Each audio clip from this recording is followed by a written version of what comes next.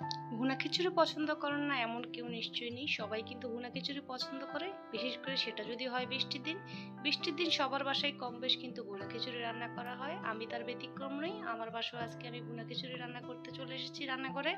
ভুনা খিচুড়িটা আমি আজকে বসিয়ে দিচ্ছি চাল আর ডাল মিশিয়ে। এটা ঝরঝরা করে আরকি ভুনা খিচুড়ি রান্না করব। আমি আজকে পেজে অনেক ফ্রেন্ডদের কাছে প্রশ্ন করেছিলাম যে আজকে বৃষ্টির দিন কি রান্না করলে ভালো হয়? সবাই কমেন্ট করলো ভুনা খিচুড়ি রান্না করলে ভালো হবে। তাই আর কি আমি রান্না করতে চলে আসলাম খিচুড়ি।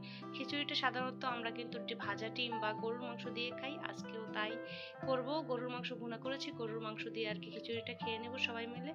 তাছাড়া আমার বাসার সবাই কিন্তু খিচুড়িটা অনেক পছন্দ করে। আমার ছোট বাচ্চা থেকে শুরু করে সবাই। আপনার বাসায় যদি সবাই খিচুড়ি পছন্দ করে অবশ্যই কিন্তু লাইক করবেন, কমেন্ট করবেন, আমাকে জানাবেন। আমার প্রাণের আপুরা সবাই কিন্তু খিচুড়ি রান্না করছেন নিশ্চয়ই। কে কোন খিচুড়ি রান্না করেছেন? একেকজনের দেশে দেখা যায় একেক ধরনের খিচুড়ি রান্না করা হয়। আমাদের বাসায় সাধারণত আমি কিন্তু ভুনা খিচুড়িটাই বেশি রান্না করি। এটাই বেশি খাওয়া পছন্দ করে।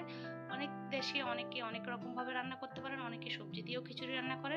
আমরা সাধারণত এটাই রান্না করি। এটাই আমার পছন্দের। আপনাদের পছন্দের কোনটা জানাবেন।